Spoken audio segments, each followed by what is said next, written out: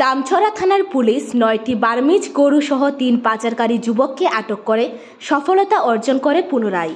থানার ওসি সঞ্জয় মজুমদার জানান, বুধবার ভোররাতে মিজোরাম থেকে ত্রিপুরার প্রবেশের চেষ্টায় দশরথ সেতু দিয়ে TR03K1716 নম্বরের বুলেরো গাড়িতে করে ৩ পাচারকারী যুবক ওই এলাকায় আসে। কিন্তু এই খবর দামছড়া পুলিশের নিকট আগে থেকেই ছিল, যার ফলে পুলিশও ওই এলাকায় উৎপেতে বসে।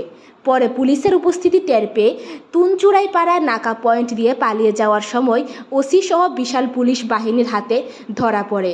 অবশ্য ততক্ষণে গাড়ি থেকে বার্মিজ গরুগুলি মধু ৩টি গরু অন্যত্র সরিয়ে নেয় পাচারকারীরা। পুলিশ প্রথমে গাড়িসহ ৬টি বার্মিজ গরু ও ৩ পাচারকারী যুবককে আটক করে। উপরে পার্শ্ববর্তী এলাকায় তল্লাশি চালিয়ে আরও ৩টি গরু আটক করে। মোট ৯টি বার্মিজ গরুর বাজার মূল্য ২০ লক্ষ টাকা বলে জানান ওসি। এদিকে এই পাচারকাণ্ডে ধৃত ৩ যুবকের নাম জাবির আহমেদ, বাড়ি আসামের বাজারিছড়া এলাকায়, ও অপর ২ যুবক জামাল হোসেন, ফয়জুল হোসেন, দুজনের বাড়ি গোমতী জেলার কাকরাবনের জামজুরি এলাকায়। পুলিশ ধৃত ৩ পাচারকারীকে আজ বৃহস্পতিবারই জেলা আদালতে সোপর্দ করবে। ব্যুরো রিপোর্ট, জনদল। আজকে ভোরবেলা খবর পাই যে দামছড়ার নীলবাসন এর নদী দিয়ে জঙ্গল পথে বার্মিজ গরু পাচারের চেষ্টা চলছে। তো এই খবর পেয়ে আমরা আমাদের যে তুমসরাইপাড়াতে নাকা রয়েছে, ওই নাকাকে আমরা অ্যালার্ট করি।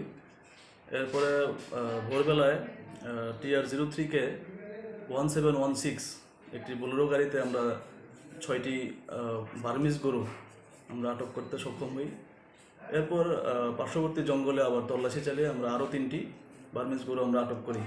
মোট ৯টি বার্মিজ গরুর আনুমানিক বাজার মূল্য প্রায় ২০ লক্ষ টাকা হবে।